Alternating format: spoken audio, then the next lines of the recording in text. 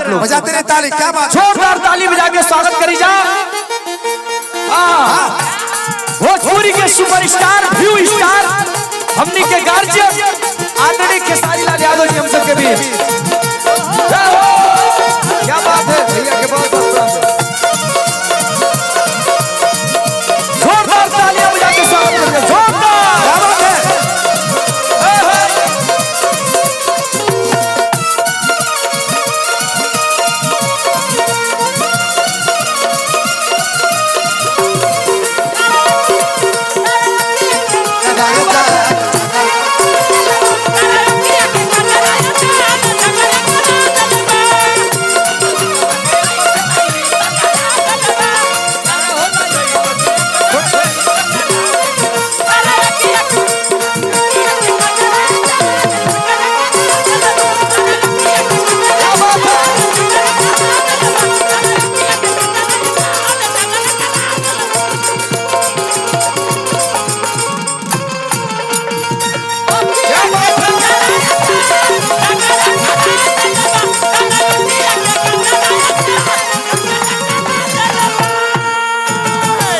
एगो जोरदार ताली होके के चाहे, ज्यादा नहीं, बस 4 लाइन हम आमंत्रित करब आप सबके बीच।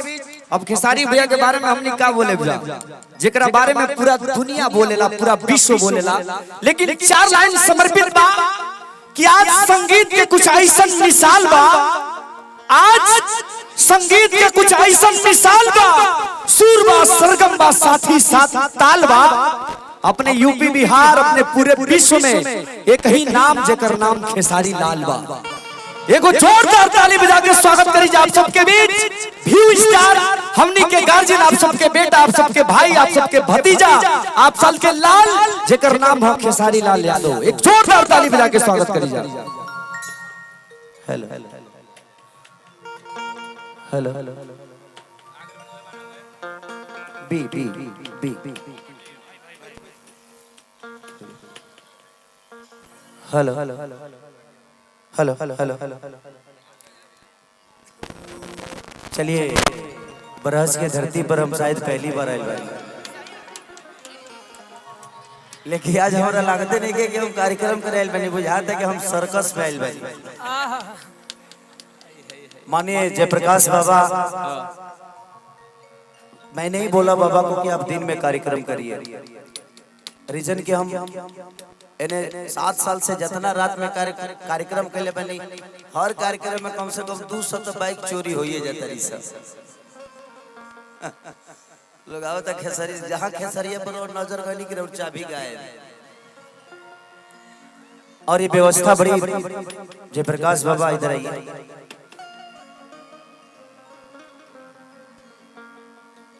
मैं चाहता हूं कि इनके लिए एक जोरदार ताली आप सब बजाइए, क्योंकि अगर इस गांव में ऐसे लोग हैं तो ये छोटा गांव तो नहीं हो सकता।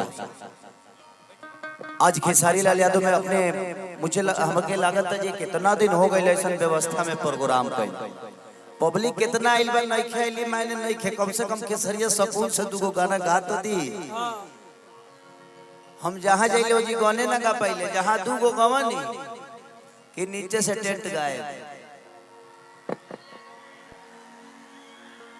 लेकिन आज ये व्यवस्था देकर, ये आप सबकी उपलब्धि देकर, इतने खूबसूरत लोग हैं आप सब, थोड़ा सा जाली लगा हुआ है, उसके लिए आप ही लोगों के लिए लगा है, ताकि ये सुकून से कार्यक्रम हो सके। न तब तक ले तो साउंड और उखड़िए गई रही थी। इससे आप लोगों का मोहब्बत बहुत बड़ा है खेसारी के प्रति। तू लोग कब कहां से टेंट उखाड़ दे पत्ते नहीं के हो गए।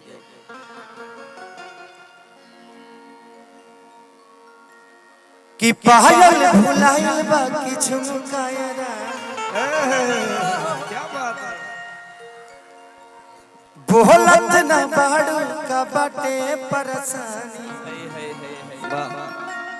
कि कहे तोहर भोरे से लटकल बलोला हो, लटकल बलोला। उठा दी भैया। हे राजा छूटा पसे न गरमी हो,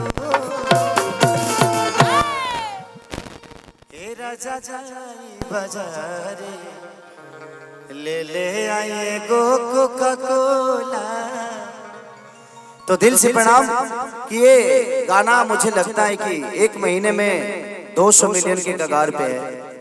तो आप लोगों की मोहब्बत है। पूरे हिंदुस्तान में खेसारी लाल यादव नंबर 2 का एक इंसान है। इतने सारे सिंगर के बावजूद पूरे विश्व में खेसारी लाल यादव आपका बेटा, आपका भाई, आपकी भोजपुरी 3 नंबर पे सर्चिंग होती है पूरे वर्ल्ड में। इतने सारे गायक, इतने सारे नायक होने के बावजूद ये आप सबकी उपलब्धि है कि हमारा भोजपुरी आज छोटी जगह पे नहीं, यानी मुझे लगता है कि बहुत बड़ी जगह पे है। तो आपकी मोहब्बत है, दिल से प्रणाम है आप सब देवता रूपी श्रोता को, जिसने खेसारी लाल यादव एक गांव से उठ के आया और आप लोगों ने इसको इतना प्यार दिया कि शायद मुझे नहीं लगता कि इतना प्यार आपने किसी को दिया होगा। तो जितना भी माता बहन बेटी काका चाचा पितिया जे भी आई बा, सबके हम खेसारी लाल यादव गोड़ छू के गोड़ लगता है। अब सबकर छुए जाए तो बहुत टाइम लग जाएगा, इसीलिए इस मंच को आप सबका चरण समझ के मैं छू लिया ताकि सब लोग आशीर्वाद बारी बारी से दे दे ऐसे ही। और यहाँ के प्रशासन दिल से प्रणाम है आप सबको कि आप लोगों ने इतना कोऑपरेट और इतनी अच्छी व्यवस्था के साथ आप लोगों ने इस कार्यक्रम को कराने का काम किया है।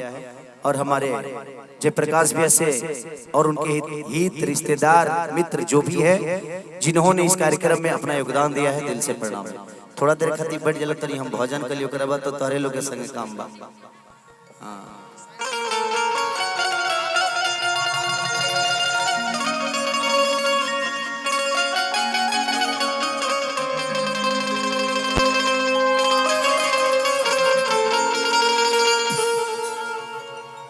चलिए, अगर हमने के गाना बजाना में कोनो प्रकार की त्रुटि या गलती हो जाओ तो वह सभी अपना घर के बेटा के क्षमा करब। ऐसे हमने की कोशिश करी ले वालों के हर वक्त हर समय अच्छा मनोरंजन करावे के। ऐसे हम 24 घंटा ना 72 घंटा खाली जागे। अभी हम रात भर दिन भर काल शूटिंग करके रात भर गाना करके 6 बजे सुबह से बाई रोड निकल लिया ताकि वो लोग के टाइम से मनोरंजन करा सके। तो कोशिश रहेला, दिखाओ वाह वाह, क्या बात है।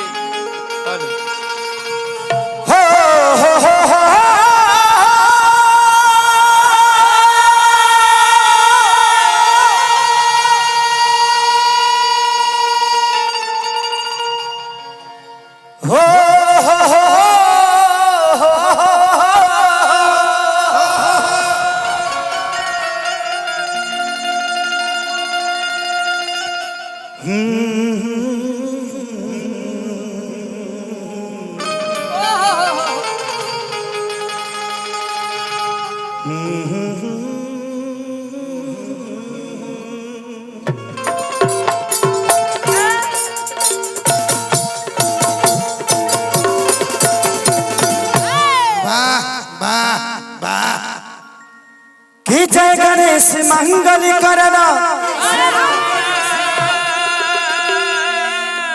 विघ्न हरो गणरा एक दंत करी बरि वदना सीधी करो ममका।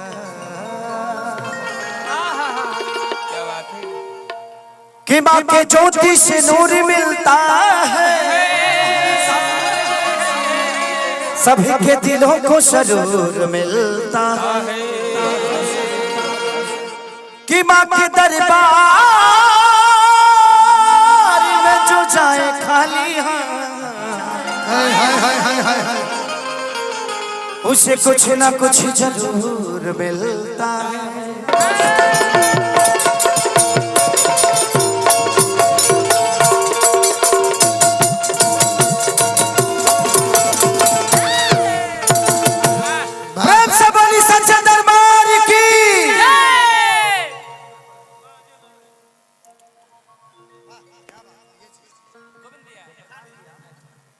कुछ लोगों को बैठा दीजिए, कुर्सियां खाली लग रहा है।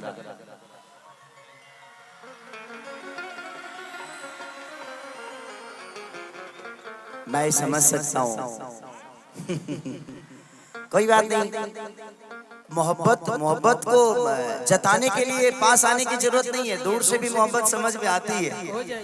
लेकिन आप लोगों की मोहब्बत मेरे लिए कितनी बड़ी है ये मुझे पता है। आप लोग प्यारे लोग हैं।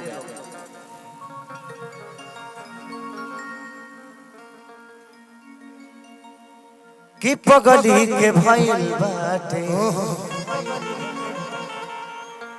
पागल के दासा, आज हमरा पता चलल प्रेम के भाषा। कि रोवते रोवते मिले हमसे आयल बड़ी, रोवते रोवते मिले हमसे अरे आयल बड़ी। हमार जान आज हरदी से लटाइल बड़ी। अच्छा कितने लोग गाना सुने एक बार हाथ उठाइए तो। वाह पढ़ाई उड़ाई लेके चलो कि मोहन करे छोड़ दी कोई पढ़ाई। कोई बात नहीं ऐसे ही करते रहिए। चलिए आई एक भक्त माई के दरबार में गए और का गाले कि पनवा से पातरी फूलवा से नाजो।